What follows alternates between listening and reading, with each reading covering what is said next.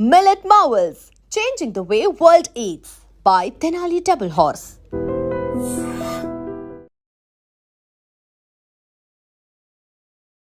Welcome to I dream. నా పేరు నుంబిని. Cancer అంటేనే ప్రమాదకరం, అందులోనూ బ్రెయిన్ క్యాన్సర్ అంటే ఇంకా ప్రమాదకరం. మరి నయం అవుతుందా లేదా, ఎలాంటి టెస్టులు చేయించుకోవాలి, ఎలాంటి జాగ్రత్తలు తీసుకోవాలి, డిస్కస్ చేద్దాం. ఈ రోజు మనతో పాటు ఉన్నారు ప్రముఖ న్యూరో సర్జన్ డాక్టర్ రంగనాథన్ గారు. ఆయనతో మాట్లాడదాం. సార్ నమస్తే. సార్ నమస్తే. సార్, బ్రెయిన్ క్యాన్సర్ గురించి నయం అవుతుందా లేదా అనేది ఒక క్వశ్చన్ మార్క్ అయితే ఉంది జనాల్లో. సో దాని గురించి ఏం చెప్తారు? బ్రెయిన్ క్యాన్సర్ నయం అవ్వదు అని ఎప్పటి నుంచో ఉంది న్యూస్.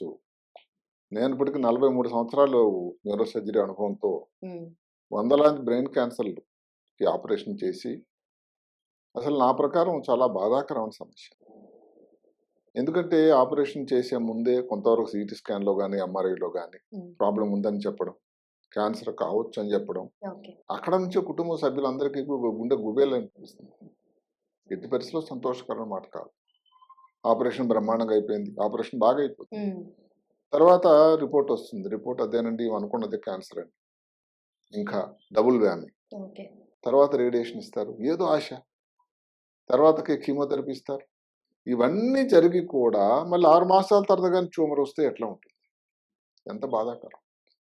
ఆ కుటుంబం వాళ్ళ డిపెండెన్స్ కానీ వాళ్ళకి కానీ అసలు చెప్పలేనంత బాధ. అందుకనే నా ప్రకారం ఏదైతే వార్త ఫ్లోరిడా హాస్పిటల్ అమెరికా నుంచి వచ్చిందో, అసలు ఇన్ని సంవత్సరాల అనుభవంలో చాలా సంతోషకరమైన వార్త అనిపించింది. ఏమిటా వార్త అంటే, అక్కడ 4 పేషెంట్లకి కొత్త వైద్య విధానం ఏదైతే చేసడం వల్ల పూర్తిగా ట్యూమర్ నయమైపోయిందట. క్యూర్. బ్రెయిన్ క్యాన్సర్కి ఇంతవరకు క్యూర్ అన్న మాట ఏ రోజున కూడా లేదు. ఎంత గొప్ప ఉద్దండు సర్జన్ చేసినా, ఏ హాస్పిటల్లో రేడియేషన్ ఇచ్చినా, కీమోథెరపీ ఇచ్చినా కూడా ఇది ఎట్లా సాధ్యమైంది అని చెప్పుకునే ముందు, నిజానికి బ్రెయిన్ క్యాన్సర్ దాని పేరు గ్లయోబ్లాస్టోమా మల్టీఫార్మ్. అంటే అది పేరే చాలా భయంగా అనిపిస్తుంది. గ్లయో అంటే మెదడులో ఉండే కణాలని గ్లయా అంటారు. బ్లాస్టోమా, బ్లాస్ట్ అంటే మామూలుగా అర్థం చేసుకుని బ్లాస్ట్ అయిపోయిందండి అక్కడ అని, ఏదో ఒక ఇదైపోయింది, ఉత్ప్రేరణ పేలుడైపోయింది అని కదా. అంటే ఇందులో ఉండే కణాల సముదాయం తాలూకా అసలు చూస్తే పెథాలజిస్ట్కి భయం అనిపిస్తుంది అనమాట. మల్టీఫార్మ్, 3 రకరకాల కణాలు. ఒక దగ్గర ఎక్కడ రక్తం హెమరేజ్ అంటారు, ఒక దగ్గర నెక్రోసిస్ ఉంటుంది, ఒక దగ్గర రక్తనాళాల తాలూకా అమరిక చాలా మారుతూ ఉంటుంది, ఎండోథీలియల్ ప్రాలిఫరేషన్ ఇలాగా ఉంటుంది ఈ గ్లోబ్లాస్టోమా మల్టీఫార్మ్. ఇన్ని రకాల వైద్యం చేసి కూడా ఇంతవరకు ఉన్న పద్ధతిలో 5 నెలల నుంచి 15 నెలలండి అంతే. 5 సంవత్సరాల సర్వైవల్ ఎంతండి తెలుసా? చాలా తక్కువ, 2%. అంటే ఎంత ప్రమాదకరం. కొన్ని చోట్ల 5% అని చెప్తున్నారు. అంటే శరీరంలోనే 5 సంవత్సరాలు ఉండేటువంటి లైఫ్ సర్వైవ్ ఉండే శాతం ఉండేవాళ్ళు, ఏదైతే 5 నుంచి 10% ఉండేవాళ్ళు ఎన్ని క్యాన్సర్ తెలుసు అండి? 3. ఒకటి బ్రెయిన్ లో వచ్చిన క్యాన్సర్, రెండోది లివర్ లోనే, మూడోది ప్యాంక్రియాస్ లో. ఎవరికైనా రొమ్ము క్యాన్సర్ వచ్చింది అనుకోండి, సంవత్సరాలు అసలు మర్చిపోతారు వచ్చిందని ఎప్పుడు. అలాంటి రోజు శుభదినం ఎప్పుడు వస్తుంది బ్రెయిన్ క్యాన్సర్కి అని నేను నిజంగా అనుకునేవాడు. ఈ కార్యక్రమం చేసే ముందు ఒక బ్రెయిన్ క్యాన్సర్కి ఒక యంగ్ పర్సన్కి ఎప్పుడు 21 సంవత్సరం క్రితం చేస్తే వాళ్ళ తండ్రి గారితో మాట్లాడాను. ఆయన చెప్పాడు, 20 సంవత్సరాలు బతికాడు సార్, ఈ మధ్యన జరిగిపోయాడు. అంటే 20 సంవత్సరాలు, ఎందుకంటే అతను యంగ్ ఫెలో కాబట్టి. అలాగే ఇంకొకటి, మరి ఒక డాక్టర్ గారికి ఆపరేట్ చేశాను ఎప్పుడో నేను నిజామ్స్లో ఉండగా. ఆయన దగ్గర 18 సంవత్సరాలు బతికాడు. ఒక బ్యాంక్ ఆఫీసర్కి అప్పుడే చేశాను. అయితే వీళ్ళందరూ కూడా ఏమిటంటే, పేరుకు నిజంగా బ్రెయిన్ క్యాన్సర్ వచ్చినా కానీ చిన్న వయసు వాళ్ళు. బ్రెయిన్ క్యాన్సర్ జనరల్గా ఏమిటి, 50 పైబడిన వాళ్ళు వస్తుంది, 75 వరకు దాని తాలు కుదురుతూ ఉంటుంది. మళ్ళీ ఎందుకు విచిత్రం ఏమిటి, 80 తర్వాత మళ్ళీ తగ్గిపోతుంది. అందుకని చిన్నపిల్లలు, తక్కువ వయసులో వారు, పిన్న వయసులో వాళ్ళకి రాదని కాదు కానీ వస్తే ఒక విధంగా అదృష్టం. వాళ్ళలో ఫలితం, రికవరీ, 5 సంవత్సరాలు బతికుండడం, చక్కగా ఆరోగ్యంగా ఉండడం అది ఎక్కువ. ఈ ఫ్లోరిడా స్టడీ గురించి వచ్చినట్టయితే అసలు చాలా అద్భుతమైన స్టడీ అని చెప్పాలి. ఏమిటా స్టడీ అంటే, ఒక రకమైన mRNA వ్యాక్సిన్ ఇచ్చారు. mRNA వ్యాక్సిన్ అంటే అందరికీ తెలుసు. కోవిడ్ టైంలో ప్రస్తుత ఎవరైతే అమెరికా రాష్ట్రపతి ఉన్నాడు, మహానుభావుడు, అప్పుడు అది తీసుకున్నాడు. ఆ తర్వాత కూడా కొంతమంది మిగతా వాళ్ళు వాడడం జరిగింది.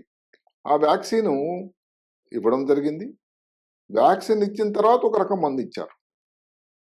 దానివలన అసలు ఈ 9 పేషెంట్లలో మటుమాయమైపోయిందట క్యాన్సర్. ఓకే. ఇది ఎప్పుడు కూడా జరగలేదు. అంటే వాళ్ళు ఎక్స్పెక్ట్ చేసింది ఏదైతే మనం అనుకున్నామో 15 నెలల్లో 10 నెలల్లో కంటే ఎక్కువ సంవత్సరాలు బతికారు వాళ్ళు. ఓకే. అసలు ఎవరైతే ఫలితం చేశారో ముందు ఈ ఎలుకల్లో చేసి దాని తాలూకా ట్యూమర్కి అలాగ మంచి ఫలితం బాగుందని మనుషులకు ట్రయల్ ఇవ్వడం మొదలుపెట్టారు. ఫేజ్ 1 అది. ఓకే. అందులో 9 వైద్యం చేశారు. ఇప్పుడు ఈ ఫలితాలు చూసి ఇంకొక 24 మందికి ఇప్పుడు మళ్ళీ ఆల్రెడీ సెకండ్ ఫేజ్లో ఇది అయ్యారు, నమోదయ్యారు. సో ఆ ఫలితం ఎలా ఉంటుందో చూడాలి.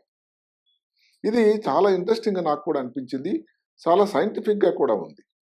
ఇప్పుడు ఈ వ్యాక్సిన్ అన్నది ఇచ్చారు. వ్యాక్సిన్ ఏదో సెపరేట్గా బ్రెయిన్ క్యాన్సర్ కోసం ఇచ్చిన వ్యాక్సిన్ కాదండి.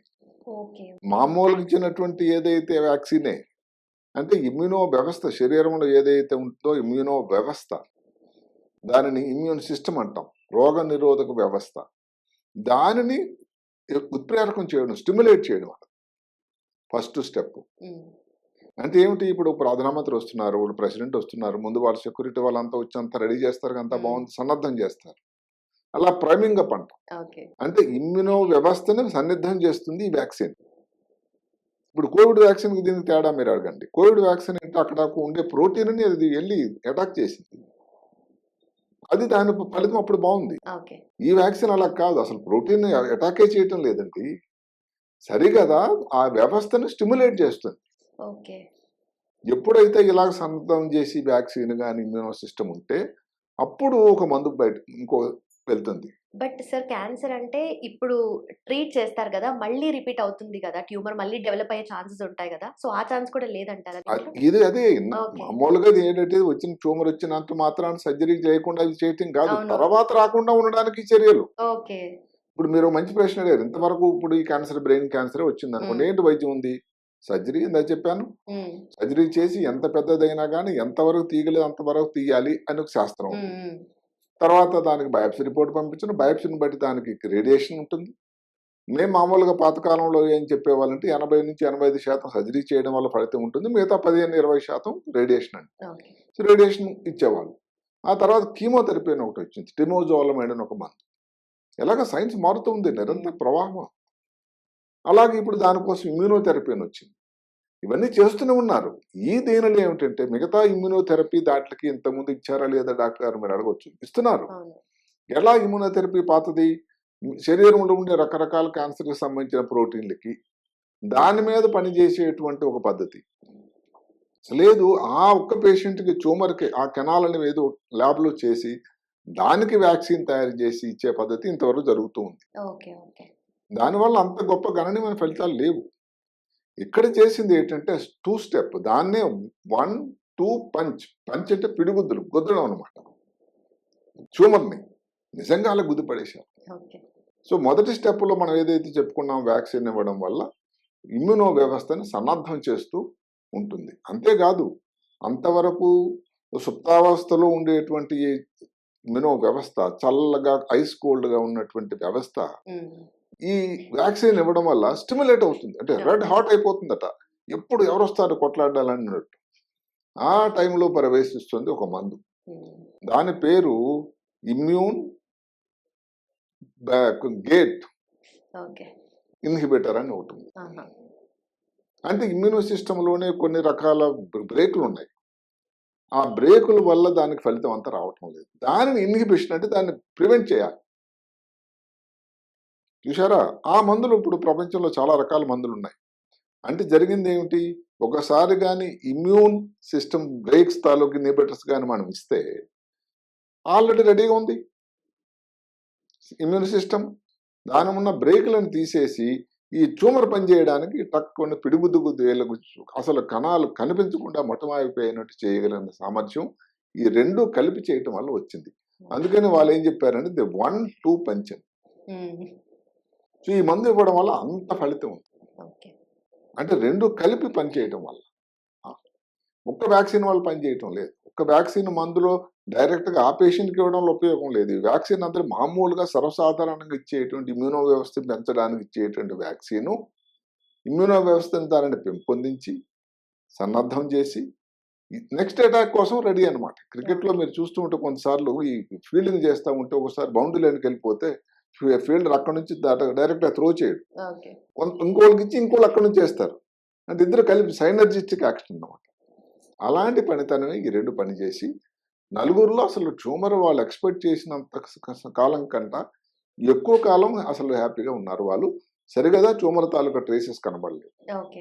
అది అసలు ఒక విప్లవం, ఇది అసలు సైంటిఫిక్ విప్లవం నాకు అనిపిస్తుంది. ఎంతో సంతోషకరమైనటువంటి వార్త అని అనిపిస్తుంది. ఎందుకంటే ఒక గ్లోబ్లాస్టోమా వచ్చి ఆపరేషన్ చేసి ఆ అంత్యావస్థలో చూస్తుంటే అసలు ఇంత ఏ క్యాన్సర్ని చూసినా కానీ అంటే అంతా ఒక 6 మాసాల్లోనే సంవత్సరంలో మరి ఇదంతా జరుగుతుందంటే ఏ సజ్జన మాత్రం సంతోషంగా ఉంటుంది. అందుకని ఇప్పుడు బ్రెయిన్ ట్యూమర్ క్యాన్సర్ కోసం వచ్చి ఆపరేషన్ చేసేటప్పుడు ఆపరేషన్ చేసి ఏదో బాగా చేద్దామని ఏదైతే ఆలోచన ఏదైతే ఉంటుందో ఆ 6 మాసాల్లోనే మళ్ళీ వచ్చి అది చేయాలనే పరిస్థితి చాలా చాలా బాధాకరం అనిపిస్తూ ఉంటుంది. చూస్తూ ఉంటే నెమ్మదిగా వాళ్ళకి డల్ అయిపోతారు, అసలు మాట్లాడడం మానేస్తారు, మూత్రం కంట్రోల్ ఉండదు, అన్నిటికీ వాళ్ళందరి మీద డిపెండ్ అవుతారు. ఫ్యామిలీ మెంబర్స్కి, భార్యకి ప్రాబ్లం వస్తే భర్తకి ఎంతో ఇబ్బంది, బీపీ తక్కువ అయిపోతుంది, పల్స్ రేటు చాలా ఇర్రెగ్యులర్ అయిపోతూ ఉంటుంది. ఇలాంటి ఇబ్బందులు చూస్తూ చూస్తూ మళ్ళీ ఇంకేంటి వాళ్ళు కొంతమంది మన స్పృహలో ఉంటారు చెప్పలేకపోయినా కానీ. ఇలాంటి చూస్తుంటే నిజంగా చాలా బాధాకరం. అంటే ఇలాంటి ఇబ్బందులు ఉండకుండా క్యాన్సర్కి క్యూర్ అని వచ్చిన మంచి రోజులు ఇన్నాళ్ళకు వచ్చాయా అని నాకు అనిపిస్తూ ఉంది. ఇంకో మాట ఏమిటంటే ఇంతకుముందు ఎప్పుడో నేను ఐడ్రీమ్లో కూడా ఈ కార్యక్రమం రే కుర్వేల్ అని ఒక మహానుభావుడు ఉన్నాడు. ఆయన ఒక కంప్యూటర్ మాంత్రికుడు, అదే కాకుండా ఆస్ట్రాలజర్. ఆయన ఎట్లాంటిది ముందు దానికి భవిష్యత్తుని చెప్పగలిగిన వాడు. అంటే ఏదో ల్యాప్టాప్ వస్తుందని చెప్పాడు, ఇంకా చాలా చాలా గొప్ప రావడం అవకాశం ఉందని చెప్పాడు. ఇంకొక మాట ఏం చెప్పాడంటే 2030 అంటే ఇప్పటి నుంచి 5 సంవత్సరాలు మనిషికి మామూలు కారణాల వల్ల మరణం ఉండదు అన్నాడు. నానో రోబోస్ వస్తాయి అన్నాడు. చిన్నవి, నానో అంటే ఎంత అండి, మిల్లీమీటర్లో 100. ఆ చిన్న రోబోస్ వెళ్ళి ఎక్కడైతే ట్యూమర్ ఉందో దానిలోనే పనిచేసి చుట్టుపక్కల బ్రెయిన్కి ఏమాత్రం కూడా ప్రమాదం చేయకుండా దాని పని దానికి ఆయన చేసి వచ్చేస్తుంది. అలాంటి నానో టెక్నాలజీ ద్వారా చేసినటువంటి ఈ వ్యాక్సిన్ ఇది. సో నానో టెక్నాలజీ ద్వారా ఎంఆర్ఎన్ఏ వ్యాక్సిన్ మెదడు లోపలికి వెళ్ళి శరీరం లోపలికి వెళ్ళి ఆ వ్యవస్థను అందరిని కూడా సన్నద్ధం చేసి ఇంత అగ్రెసివ్ ట్యూమర్, అంటే చాలా దూకుడు ఉండేటువంటి ట్యూమర్ ఇది గ్లోబ్లాస్టోమా మల్టిఫార్మ్. అలాంటి దానిని వీక్ చేసేసి అప్పుడు ఈ ఏదైతే ఉన్నాయో ఇమ్యూన్ గేట్ ఇన్హిబిటర్స్ ని పంపించినట్టయితే అసలు దానికంటే మెచ్చుకోవడానికి ఇంకేముంది చెప్పండి. అందువల్ల ముందు ఏమిటంటే ఈ జనానికి, అంటే నేను అసలు బ్రెయిన్ ట్యూమర్ రావాలని, బ్రెయిన్ క్యాన్సర్ రావాలని కోరుకోకపోయినా ఎవరికైనా వస్తే మాత్రం ఇప్పుడు మంచి రోజులు వచ్చాయని చెప్పక తప్పదు. అదే కాకుండా ఇందాక చెప్పినట్టుగానే ఈ బ్రెయిన్ క్యాన్సర్ కూడా ఇంకా ఇంకా ఎన్నో పరిశోధనలు వస్తూ ఉన్నాయి. ఒకప్పుడులాగా కాదు. బ్రెయిన్ క్యాన్సర్ లో జెనెటిక్ టెస్టింగ్ అని వచ్చింది. ఏమిటా జెనెటిక్ టెస్టింగ్? దానిలో ఏ రకం జీన్స్ తో ఈ వ్యక్తికి ఉంది అని. ఆ జెనెటిక్ టెస్టింగ్ లో కానీ ఐహెచ్ అంటే ఐసోసిట్రేట్ డిహైడ్రోజనేజ్ IDH మ్యూటేషన్ అంటే రూపాంతరం. ఈ మ్యూటేషన్ మాట మనం కోవిడ్ టైంలో వైరస్ మ్యూటేషన్ రూపాంతరం చెందింది, ఇదైంది, బుగమెక్రాన్ వచ్చింది అని చాలా పేర్లు విన్నాం. అలాగే జీన్ గాని మ్యూటేషన్ రూపాంతరం చెందితే ఫలితాలు బ్రహ్మాండంగా ఉంటాయి. ఆ రకం ట్యూమర్ ఎవరికి వస్తుందండి? యంగ్ ఏజ్ లో వస్తుంది. రేడియేషన్ ఎఫెక్ట్ దానిలో చాలా బాగుంటుంది, కీమోథెరపీ ఎఫెక్ట్ కూడా చాలా బాగుంటుంది. దానికి విరుద్ధంగా రెండో దానిని ఏమంటారంటే IDH వైల్డ్ టైప్ అంటారు జీన్. ఆ జీన్లో ఫలితాలు మాత్రం అంత బాగుంటాయి. అలాగే సెకండరీ గ్లయోబ్లాస్టోమా అన్నారు. అంటే మనం మామూలుగా మాట్లాడుతుంది బ్రెయిన్ లో దానంతటదే గ్లయోబ్లాస్టోమా అంటే క్యాన్సర్ లాగా తయారయ్యే పద్ధతి. అది దాని రిజల్ట్ అంత బాగుండవు. సెకండరీ అని ఒకటి ఉంది.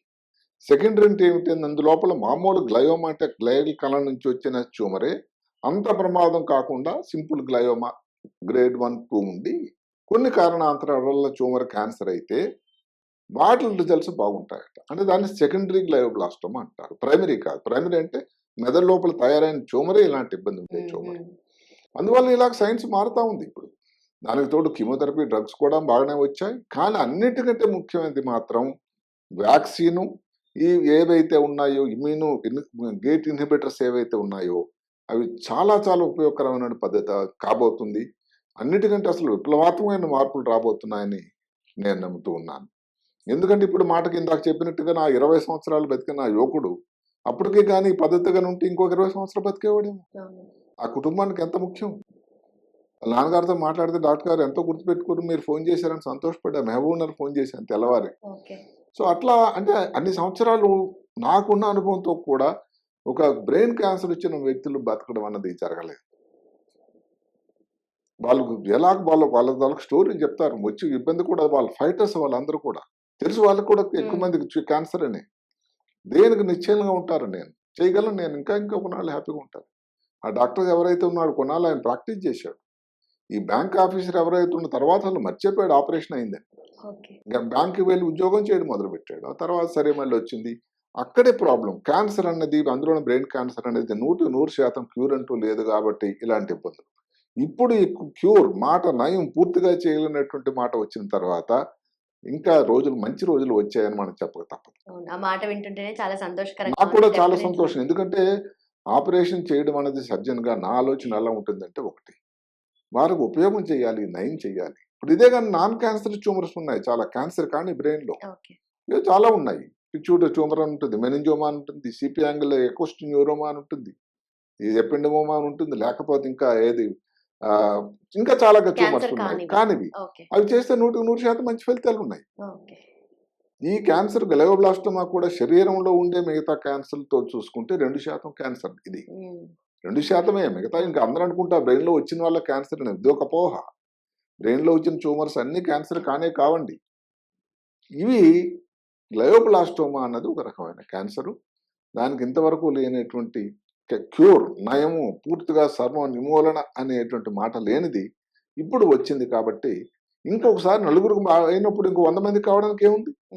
అయితే ఇంకా దానికి నిరంతర ప్రగతి. దానికి మనకు తెలియదల్లా ఏమిటి, వ్యాక్సిన్ ఇచ్చిన ఎన్ని రోజులకి మందులు ఇవ్వాలి, 2 కల్పిస్తారు, ఇలాంటి కొన్ని వివరాలు ఇంకా మనకు తెలియాల్సి ఉన్నది. కానీ ఇప్పుడు ఉన్నటువంటి ఈ ఒక్క విషయం మాత్రం చాలా సంతోషంగా అందరూ పంచుకోవాల్సినటువంటి మంచి రోజు, మంచి సమాచారం నాకు అనిపిస్తుంది. సార్ నిజంగానే. అండ్ మన దగ్గర కూడా ఎవరైనా వచ్చినారంటే ఇప్పుడు నెక్స్ట్ చెప్పగలం. ఉంది, it's not the end of the road. అంటే ఇప్పుడు టనల్ వెలుస్తుంది, ఆ అవతల ఇంకో లైట్ ఉందనంటే ఎంత సంతోషంగా ఉంటుందండి. చీకటి అనిపిస్తుంది, ఆ వెళ్ళగానే బయటకు వెళ్తే మనకు వస్తుంది లైట్ అని ఓడినటువంటి మనిషికి ఉంటే సంతోషం.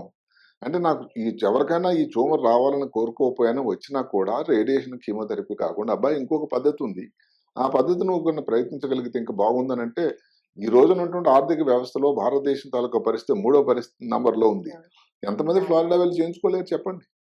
అందువల్ల తప్పకుండా సైన్స్ ప్రగతి చాలా బాగుంది. ఇది కూడా చాలా మంచి పరిణామం అని నాకు అనిపిస్తుంది. Done sir, thank you so much. Right.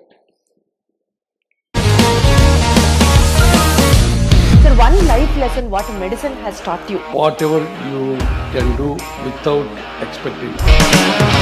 But I really believe మన పాజిటివ్ యాటిట్యూడ్ ఉంటేనే మనం ఏదైనా సాధించగలం. గట్ ని మనం కరెక్ట్ గా డీల్ చేసినట్లయితే అది మనకి పాజిటివ్ హార్మోన్స్ ని రిలీజ్ చేస్తుంది. షుగర్ వచ్చిన వాళ్ళ పరిస్థితి ఏంటి? పొట్ట దగ్గర పెరిగితే దాన్ని ఆండ్రాయిడ్ అంటారు, ఆండ్రాయిడ్ ఫోన్ కదా. అసలు థాట్స్ ఎందుకు వస్తాయి? బ్రెయిన్ డెడ్ అంటే దానికి ప్రపంచం అంతా కూడా కొన్ని నిర్దిష్టమైనటువంటి లక్షణాలు.